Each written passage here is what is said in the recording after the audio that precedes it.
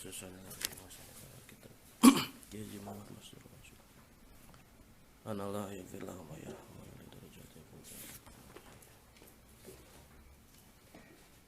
Al-Fatihah.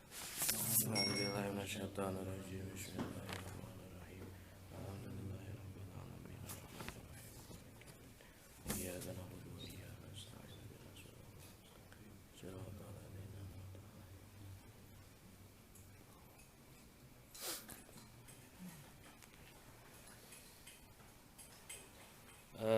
untuk malam hari ini kita akan membahas tentang kunutnya halaman 38. Udah di logat acannya? Acan. Sebelum melanjutkan, seperti biasa ada beberapa pertanyaan yang ada pada pertemuan sebelumnya. Ada 5 pertanyaan. Paling banyak ya pertanyaannya. Biasanya cuma 1, 2 gitu ya, cuma jadi 5. Berarti banyak yang nonton, alhamdulillah.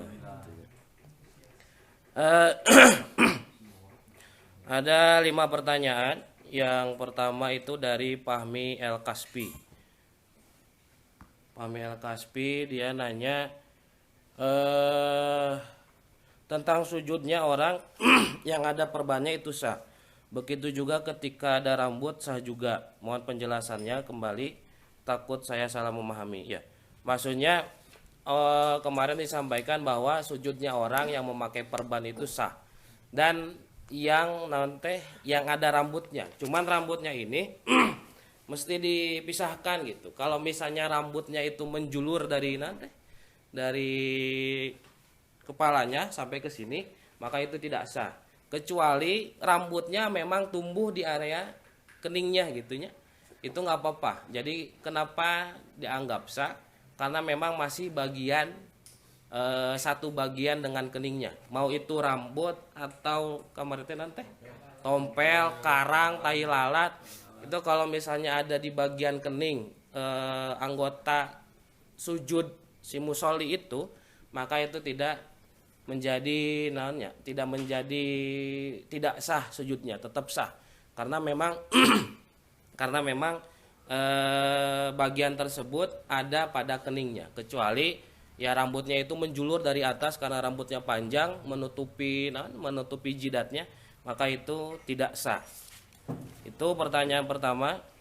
Dan kalaupun mau melihat lagi penjelasannya bisa direview kembali di channel YouTube-nya.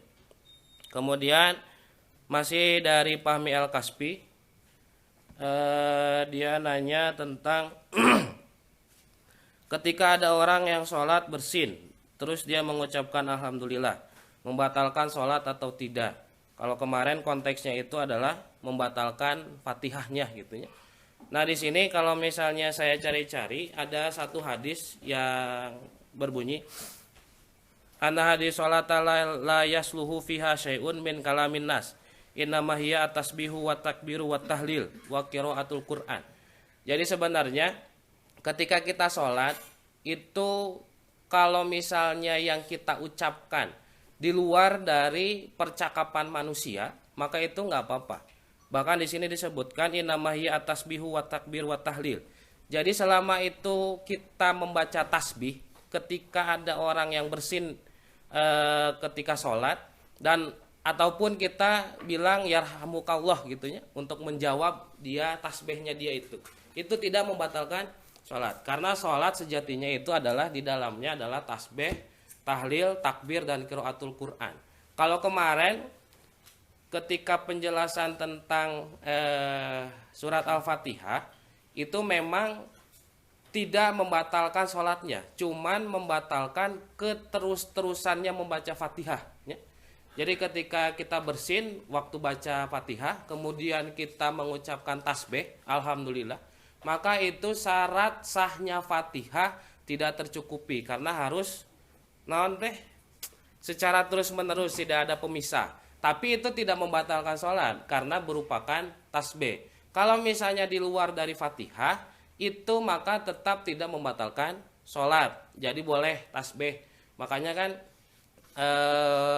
dalam ruku, dalam sujud, kemudian di dalam rukun-rukun yang memang bukan rukun yang sebentar, itu kan kita diperbolehkan untuk memperlama itu dengan bacaan-bacaan doa, termasuk tasbih, tahlil dan sebagainya. Jadi kalau misalnya di luar Fatihah itu tidak apa-apa gitu ya, dan tidak membatalkan sholat, dan dalam Fatihah pun tidak membatalkan sholat, cuman membatalkan syarat sahnya membaca Fatihah. Jadi ketika setelah bersin mengucapkan alhamdulillah, si orang yang sholat itu harus mengulangi bacaan Fatihahnya dari awal lagi gitu ya.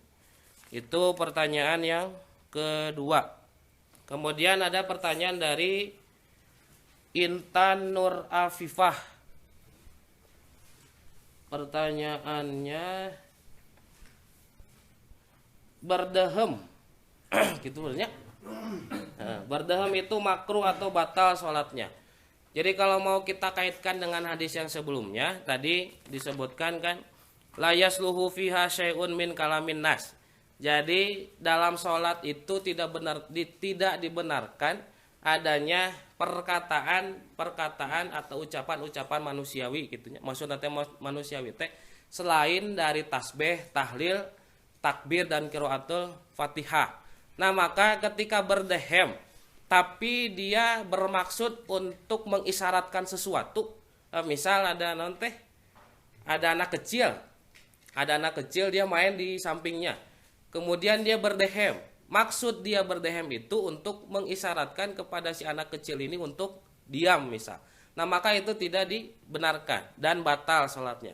Tapi kalau misalnya untuk menghilangkan dahaknya, rehak itu sok teu enak baca baca surat gitu. Nah, itu nggak apa-apa. Kalau misalnya memang ditujukannya bukan untuk mengisyaratkan sesuatu. Termasuk kalau pakai tangan, isyarat tangan gitunya, ya sebenarnya nggak apa-apa. Tapi kalau misalnya dia maksud memakai isyarat tangannya itu adalah untuk memberikan kode kepada orang lain, maka itu tidak diperbolehkan dan sholatnya menjadi tidak sah. Jadi itu masalah berdehem makruh atau batal sholatnya. Kemudian pertanyaan yang keempat dari Tojmi 87. Saha sih ngaranna teh? Tojmi Enggak, ini sering nanya soalnya nya. Geus beberapa kali nanya gitu. Nanti tolong di komen Tojmi itu siapa gitu. Biar saya tahu juga. Kan hari-hari diartikan mah naonnya? Sentuhlah saya gitu. Asa kumaha gitu. Nama aslinya siapa gitu. Pengen tahu aja.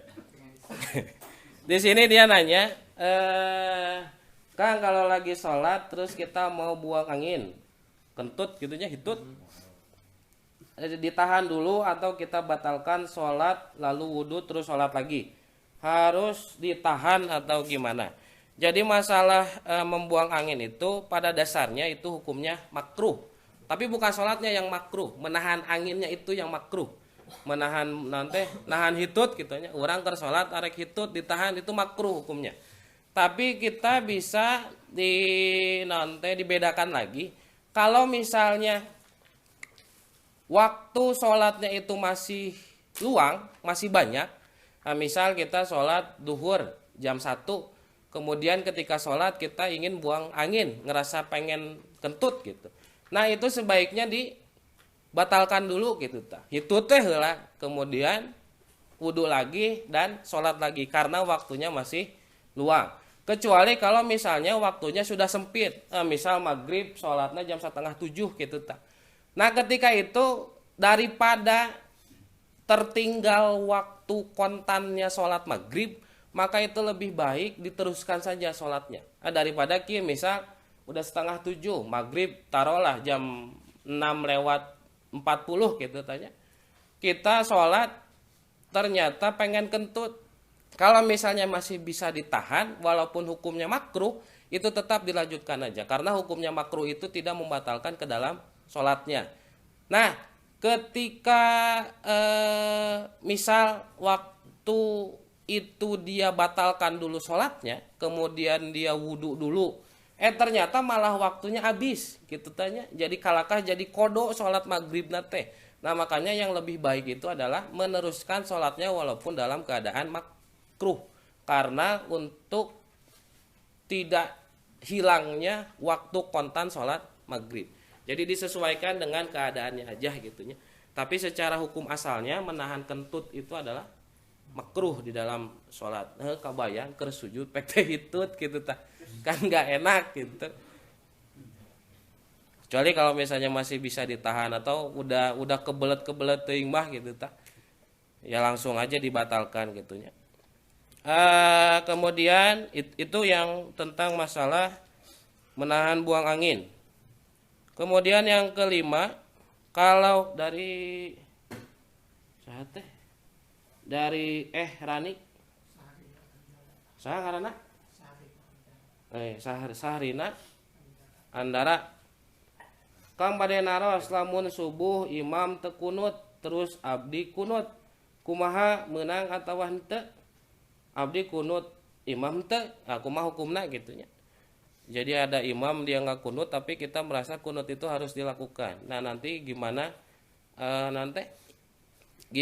si makmum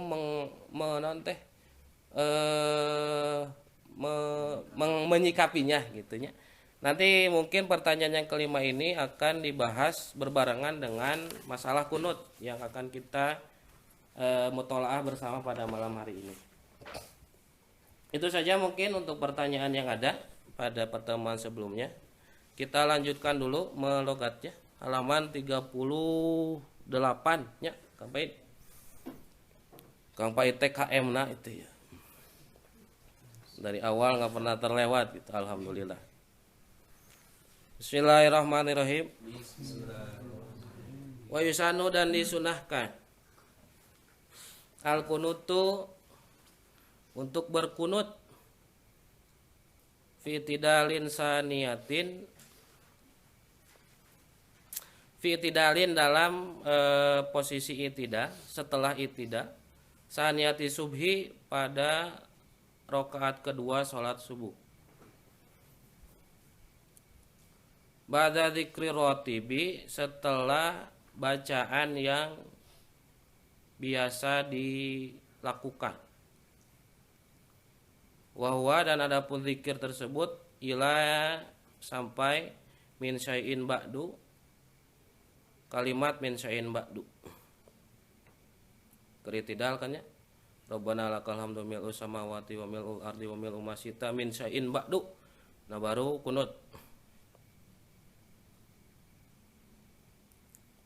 Karena ada juga nanti itu Imam Hambali kalau nggak salah.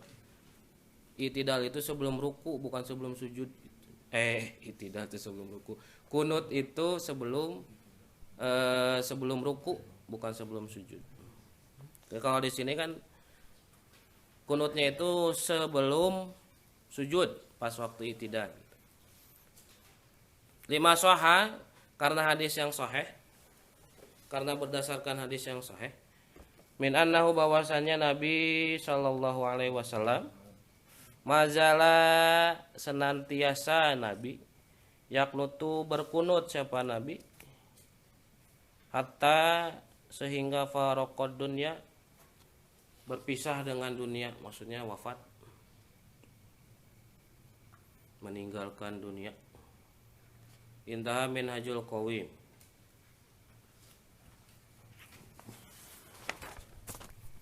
Wa afdaluhu, dan bacaan kunut yang paling utama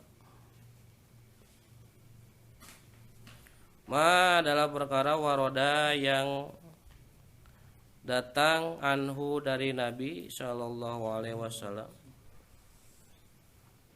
Wa dan adapun doa tersebut adalah Allahumma hdini fi man hadait wa afini fi man afait wa tawallani fi man tawallait wa barik li fi ma atait wa qini bi rahmatika syarra ma qadait. Kalau di sini wa qini syarra ma qadait fa innaka taqdi wa la yuqdu alaik wa innahu, dan seterusnya. Allahumma ya Allah ahdini, berilah saya petunjuk, iman seperti petunjuk kepada orang hadaita yang telah engkau berikan petunjuk, wa'afini dan berikanlah kesehatan bagi kami, fiman seperti kesehatan yang diberikan kepada orang, afaita yang telah engkau berikan kesehatan, watawallani dan peliharalah diriku, fiman seperti kepada orang tawallaita yang telah engkau pelihara, wabarikli dan berilah keberkatan bagiku, fima dalam perkara-perkara ataita yang telah engkau berikan, wakini dan jagalah kami dan peliharalah kami dan jagalah kami syarra ma qadait dari keburukan, syarra dari keburukan ma qadait apa-apa yang telah engkau tetapkan, fa innaka maka sesungguhnya engkau, ziyadatul fa'i fihi, ziyadatul fa'i penambahan huruf fa, fihi pada kalimat fa innaka, ukhidat itu diambil, min wurudiha dari datangnya huruf tersebut, fi kunutil witri pada kunut sholat witir, fa innaka karena sesungguhnya engkau, taqdi adalah zat yang menghukumi, wala yuqda dan tidak ditetapkan hukum, alaika kepadamu, kepada engkau, wa innahu dan sesungguhnya, fil wawi huruf wa huna pada lafaz ini, wa innahu madzukira sama dengan yang telah disebutkan fil fa'i pada huruf fa, la yadillu tidak hina siapa man orang, walaita yang engkau pimpin, wala ya'izzu dan tidak akan mulia, man seseorang adaita yang engkau benci, tabarakta maha suci engkau atau maha agung engkau, Rabbana Tuhan kami, wa ta'alaita dan maha luhur engkau, falaka maka hanya bagimu alhamdu segala pujian, falaka maka hanya bagimu alhamdu adapun semua pujian, alama atas perkara-perkara qadaita yang telah engkau tetapkan, astagfiru aku memohon ampun kepadamu, wa atubu dan aku bertobat ilaika kepadamu, wayati dan mendatangkan siapa al imamu imam bilafdil jam'i dengan lafaz jamak, jadi Allahumma hdina fiman hadait wa'afina fiman afait. Intaha minhajul qawim. Wa yusanu dan disunahkan apa sholat itu membaca sholawat wassalamu dan salam ala Nabi sallallahu alaihi wasallam kepada Nabi Muhammad sallallahu alaihi wasallam, wa alihi dan kepada keluarga Nabi, wa sahbihi dan para sahabat Nabi, fi akhirihi pada terakhir kunut, pada akhir kunut, lil ittibai karena mengikuti Nabi, fi sholati di dalam sholat, wa qiyasan dan halnya dikiaskan fil baki pada sisanya.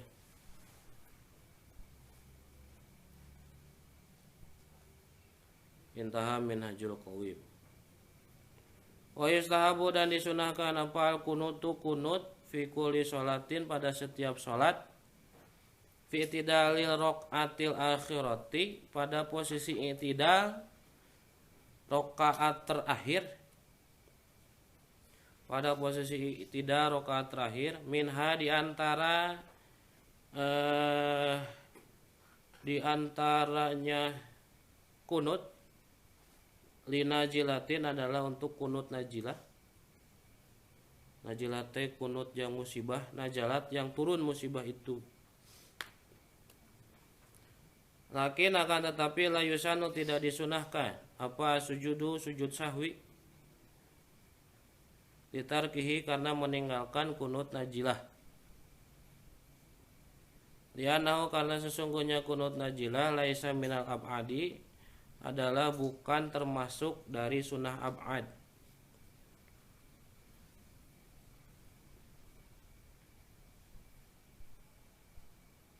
Wanajilatu dan adapun bencana yang turun.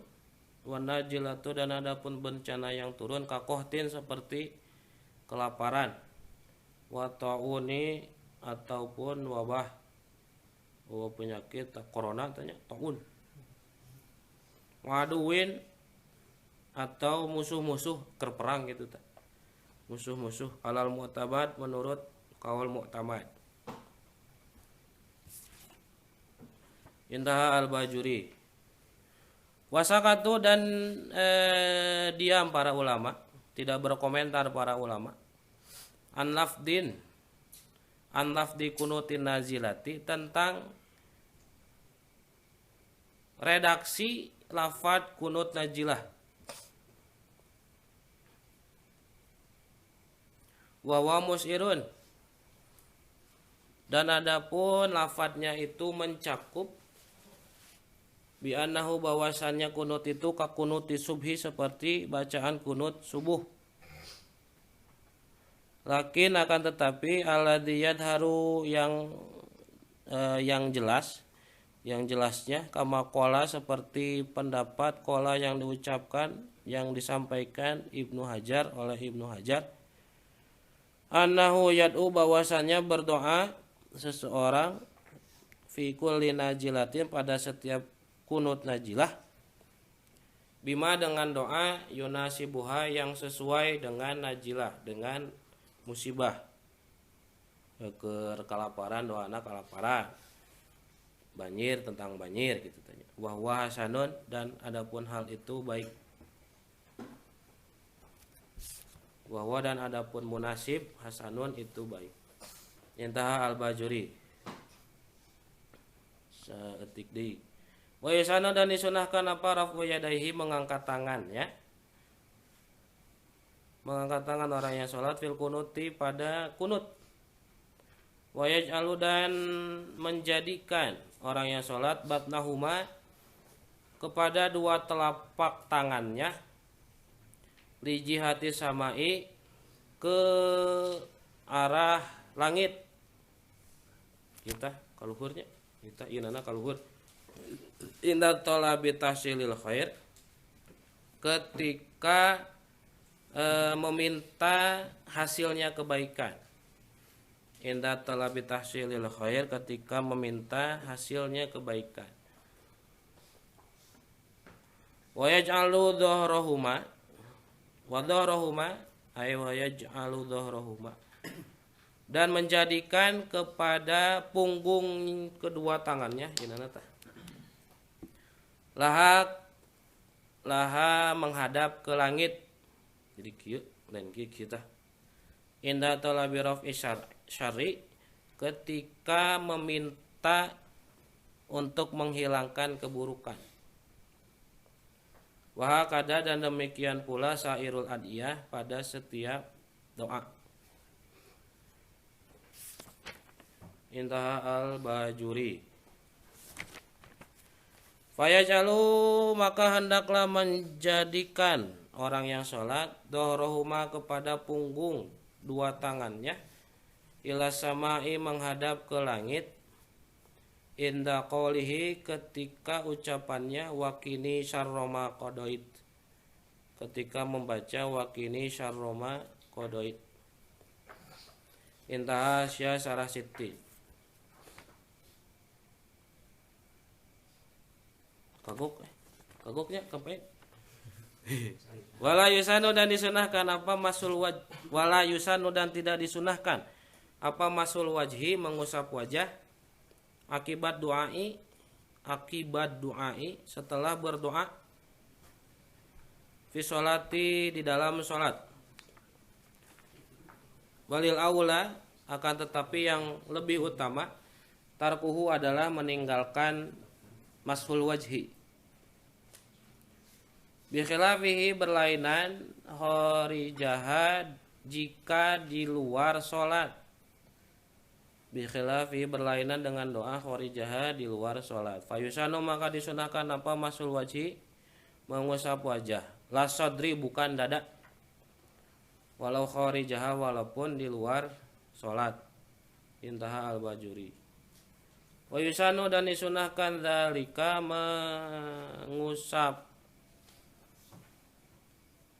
mengusap wajah kharija sholati di luar sholat, ba'da doai setelah berdoa, 5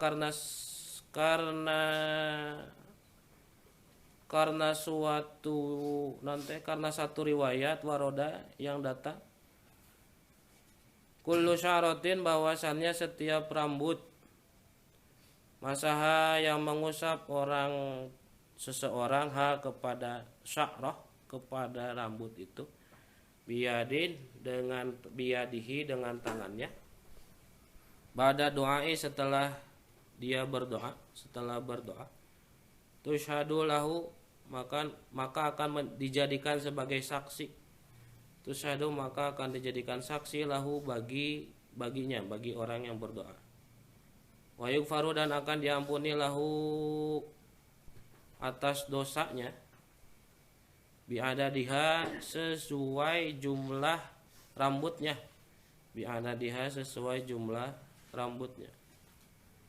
Wa ma, dan adapun perkara taf'aluhu yang dilakukan kepada ma tersebut, siapa al-amatu, orang yang bodoh, yang dipraktekkan oleh orang-orang yang bodoh. Ba'da du'ai, setelah berdoa, min takbilil yadi, yaitu mencium tangan, la aslalahu, itu tidak ada dasarnya. Intaha hasyah sarah sitin. Bismillahirrahmanirrahim. Sekarang kita ngebahas tentang kunut. Jadi sebenarnya kunut itu, kemarin kan orang bebeja teh, saya pengagum Abu Hanifah tadi, karena sangat mudahnya gitu beliau memahami tentang syariat Islam itu. Cuman ketika sudah mulai masuk ke permasalahan kunut, masalah-masalah furu'iyah yang lainnya, itu menjadikan saya itu lebih mengagumi Imam Syafi'i, karena begitu detailnya beliau dalam meramu hukum-hukum yang ada dalam Al-Quran dan hadis. Contohnya adalah dalam kunut ini gitu ya. Nah, sebenarnya kalau sebelum kita masuk ke materi yang sudah di logat tadi, jadi yang namanya kunut itu kan ikhtilaf. Jadi ada pendapat yang bilang kunut itu sunnah, itu termasuk pendapatnya Imam Syafi'i. Dan ada juga yang berpendapat bahwa itu tidak sunnah. Di antaranya yaitu Imam Maliki. Sebenarnya ada juga sebagian berpendapat bahwa Imam Malik pun mengungkapkan bahwa kunut itu tetap sunnah. Cuma nanti dalam prakteknya itu berbeda antara Imam Syafi'i dan Imam Maliki. Imam Hanafi itu bilangnya tidak sunnah melakukan kunut subuh, dan Imam Hambali pun seperti itu. Jadi kalau misalnya Imam Syafi'i itu berdasarkan hadis yang tadi disampaikan, di masa amin anahu sallallahu alaihi wasallam azalayak nuntu hatta faraqad dunya, bahwa itu adalah hadis yang menjadi dasar sunnahnya untuk kita berkunut. Jadi di sini kalau misalnya hadis tersebut itu adalah hadis yang diriwayatkan oleh Imam Ahmad. Nah, sedangkan kalau misalnya Imam Abu Hanifah dan yang lainnya yang tidak menganggap kunut itu sebagai sunnah, dia berpegang kepada hadis kana layak nutu fi sholatil fajri illa idza da'a liqaumin au da'a ala qaumin. Jadi Nabi itu tidak pernah kunut ketika subuh kecuali ketika mendoakan kepada suatu kaum, baik mendoakan yang baik ataupun mendoakan keburukan kepada suatu kaum. Dan itu riwayat hadisnya adalah dari Imam Muslim. Dan juga ada hadis yang lain yang diriwayatkan oleh Bukhari Muslim. Jadi Nabi itu berkunut hanya 1 bulan saja, karena karena ada kejadian gugurnya orang-orang yang menghafal Quran. Ada iklan sebentar. Jadi ya kalau nanti tadi itu lah. Jadi gara-gara gugurnya para penghafal Quran oleh orang-orang kafir, akhirnya beliau berkunut ketika subuh itu selama sebulan untuk mendoakan keburukan kepada yang membunuh orang-orang penghafal Quran ini. Kalau misalnya dilihat dari sisi takhrijul hadis, yang paling didahulukan itu kan harusnya riwayat dari Bukhari dan Muslim. Sedangkan yang menjadi dasar wajibnya sunahnya kunut menurut Imam Syafi'i itu adalah riwayat Imam Ahmad. Jadi kalau misalnya dilihat dari segi kekuatan, itu lebih kuat riwayat dari Imam Bukhari dan Muslim daripada riwayat Imam Ahmad. Nah tapi jadi kan Imam Syafi'i itu imam katilunya, yang pertama lahir itu kan Imam Abu Hanifah. Kemudian setelah Imam Abu Hanifah itu Imam Malik.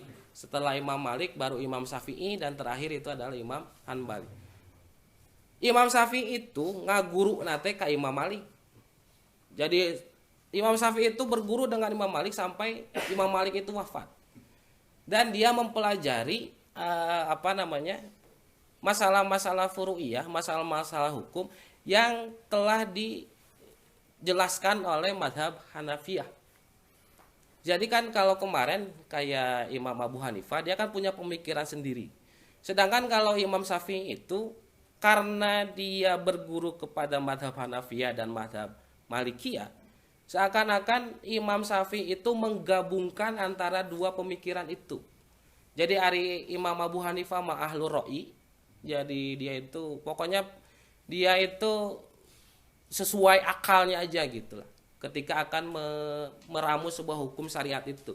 Makanya lamun dina usul fikih kan ada istihsannya. Istihsan itu kan sering dipakainya oleh Imam Abu Hanifah gitu ta. Kemudian kalau misalnya Imam Malik itu ahlul hadis. Ahlul hadis teh jadi apa-apa yang dihukumi itu kebiasaan dari Imam Malik. Kalau nggak dari Quran, hadis, pasti jatuhnya ke kaul sahabi atau ke amal ahli Madinah yang sudah dipraktekkan di lingkungan itu gitu. Nah, Imam Syafi'i itu menggabungkan antara keduanya. Cik hese mana? Antara ngagabungkeun jeung menang pemikiran hiji meh hungkeun. Karena yang susah itu menggabungkannya agar tidak terjadi nanti tidak terjadi kesalahpahaman dalam memahami syariat Islam itu. Nah, makanya ini yang membuat saya lebih mengagumi Imam Syafi'i itu karena kejeniusan beliau gitu dalam menengahi perbedaan antara ahlul ra'i dan ahlul hadis. Hese atuh gitu teh urang ngapalkeun bisa tahu ahlul ra'i seperti apa, kemudian ahlul hadis itu seperti apa, hese ieu mah digabungkeun ku Imam Syafi'i teh yang akhirnya dijadikan sebagai madhabnya.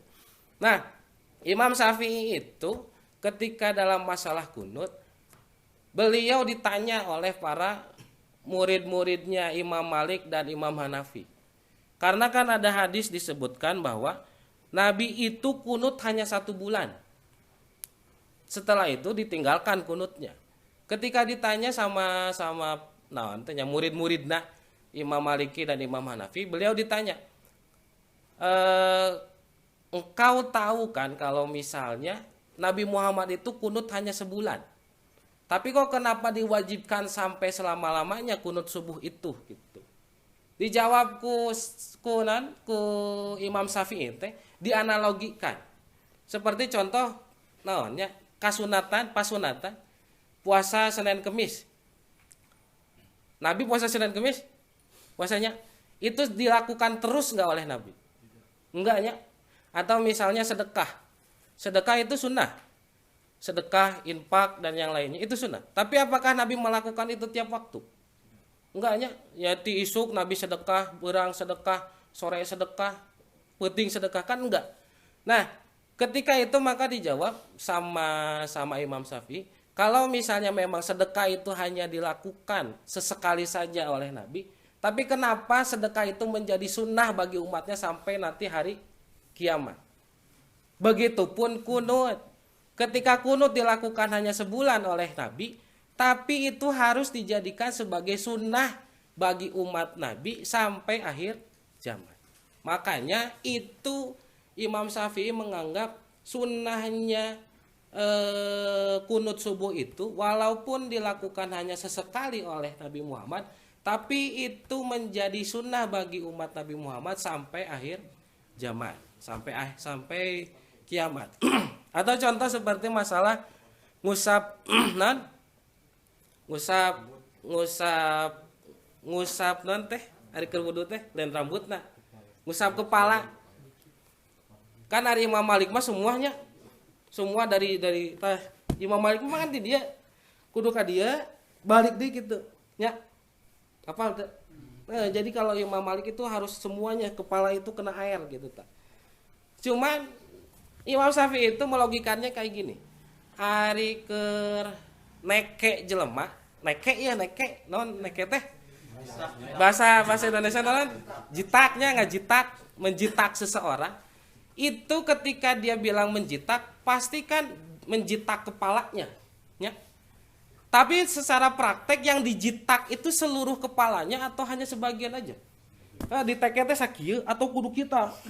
Kadang disebut di teke gitu. Hah? Tergantung nah enggak, atau misal kita mentoyor kepala naonnya naon sundana ari toyor tanya gitu tah, mentoyor kepala, yang ditoyor itu semua kepalanya atau hanya sebagiannya aja, tapi tetap disebut mentoyor ke kepala. Neke hulu teh nya walaupun dengan bagian belah dieu nah disebut neke hulu sabab bagian tina hulu. Makanya ketika mengusap kepala, Imam Syafi'i itu dianggap cukup dengan hanya membasuh sebagian kepalanya saja. Jadi kan ari Imam Malik mah kudu kabeh. Ari Imam Syafi'i mah kan sakieu ge ti dieu tah. Misal geus make minyak naon? Pomade gitu tah. Geus digaya-gaya we kabeh. Sayang itu dia rambutnya sudah bergaya seperti itu. Akhirnya ketika wudu dia hanya mengusap bagian belakang kepalanya saja. Itu menurut Imam Syafi'i sah wudunya. Karena analoginya seperti itu. Kalaupun misalnya yang lain menganggap harus semua kepalanya kena nanti kena airnya. Nah, jadi Imam Syafi'i itu begitu naonnya, begitu detailnya ketika masalah furu'iyah gitu. Termasuk ihtiyatnya itu benar-benar ihtiyat gitu, karena memang ingin menjaga dilaksanakannya syariat itu. Siga nu kamari tah masalah angkat tangan kan yang disyariatkan kalau misalnya bisa di atas dan bisa di bawah, itu kan dianjurkannya itu untuk melebihkan ke atas, karena untuk menjaga tercapainya syariat, rukun syariat, syarat syariat, batasan syariat itu. Atau misal kemarin ke salat bingung antara rakaat kedua atau rakaat ketiga, maka kita harus ngambil rakaat yang kedua walaupun sebenarnya kita sudah rakaat ketiga, ditambah 2 rakaat akhirnya kita salat 5 rakaat. Nah, itu menurut pandangan Syafi'i tidak jadi masalah karena sudah dilebihkan daripada kurang mendingan leuwih keur nanti keraya cara misal 5 keur sunatan naonnya tong dipaskeun teuing tah dahareun teh gitu, mendingan dileuwihkeun gitu. Nah, itu sudah mempraktekkan pemahamannya Imam Syafi'i gitu nya. Nah, kemudian masalah kunut sebelum masuk ke materi ini gitu nya, kadang-kadang agak menjadi berat gitu bagi orang yang memang baru belajar sholat. Ayeuna misal kamari geus mah can lancar maca Fatihah, ayeuna geus kudu maca doa kunut gitu tah. Ada yang bertanya gini, kalau misalnya kita nggak hafal nggak hafal doa kunut, apakah kita diperbolehkan untuk tidak kunut? Nah sebenarnya dalam masalah ini, ketika ada orang yang belum hafal bacaan kunut, sebenarnya dia boleh membaca doa apa saja di dalam kunut itu. Jadi wirid doa kunut itu kan yang disyariatkan, yang dibaca oleh Nabi. Sedangkan secara kesahannya itu tidak perlu pakai doa itu.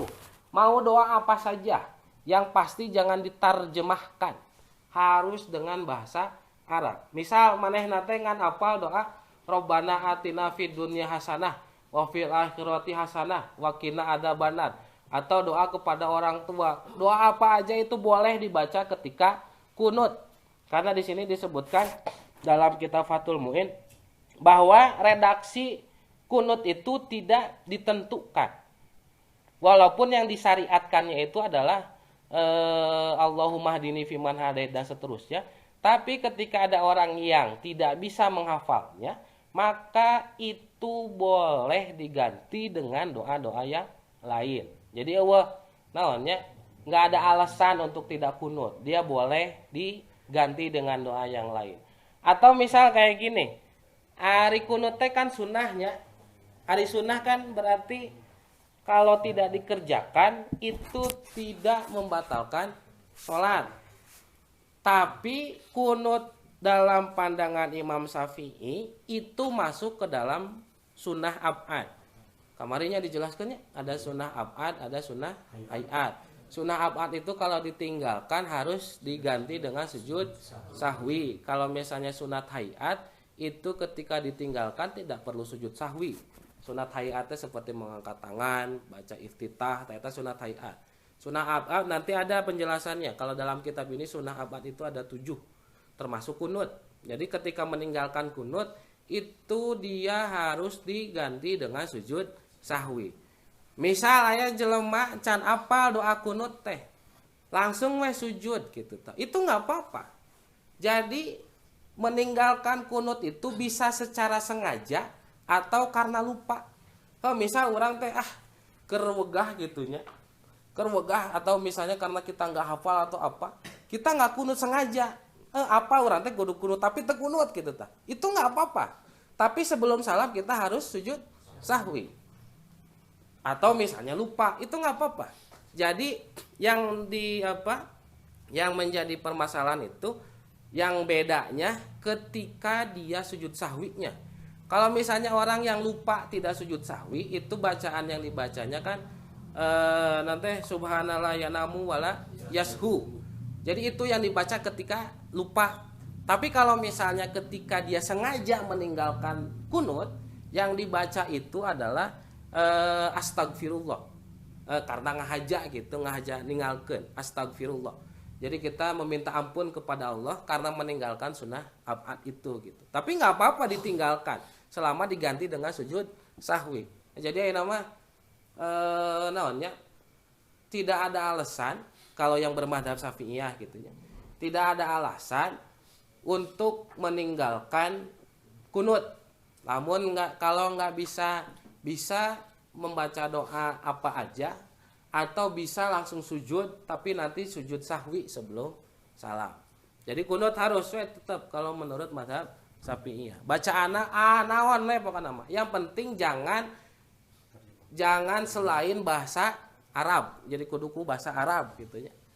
Di dieu mah sagala lagi ku bahasa Arabnya. Nah, khutbah ge make bahasa Arab ta. Jadi gancang di dieu mah eueuh terjemahna. Lamun di Jakarta eta keur Jumatan teh nya lila teh eta mah. Lila teh sabab siga nu keur ceramah we gitu tah khotib teh. Ka mana meuni gitu. Komoker kamari politik. Allahu Akbar. Eta mah rieu teh nanti ceuli teh panas we hayang gitu. Itu nu mah henteu keheul, Bro. Aduh. Keheul maksudnya kesal itu aduh kenapa mesti sambil marah-marah gitu khotib teh. Siga naonnya siga kitu we lah. Nah, kemudian ini masuk ke dalam pertanyaan kalau imam tidak kunut, makmum ikut imam ketika imam sujud. Kalau imam tidak kunut bagaimana, kita ikut imam atau kita kunut dulu gitu ya. Jadi Sebenarnya ini kan masalah ikhtilaf. Nah, Imam Syafi'i itu ketika beliau hidup, para pengikutnya itu banyak yang mencaci Imam Abu Hanifah. Sabab banyak perbedaan anak gitunya antara Imam Syafi'i dan Imam Abu Hanifah.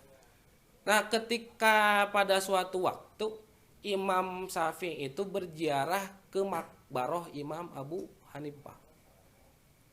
Ketika beliau sholat subuh di area makbaroh itu, Imam Syafi'i tidak kunut. Ditanya sama orang-orang, kenapa engkau tidak kunut ketika sholat subuh di sana? Dijawab sama Imam Syafi'i, karena saya menjaga adab terhadap yang punya makbaroh ini. Jadi sebenarnya masalah kunut pun pernah ditinggalkan oleh Imam Syafi'i. Karena apa? Karena menjaga adab kepada gurunya. Ya. Kan nama bedanya. Lah gitulah pokoknya mah. Ini kadang-kadang gara-gara berbeda dengan guru nu ngajarkeun maneh teh. Tapi gara-gara beda yang malah jadi menghina-hina guru kita gitu.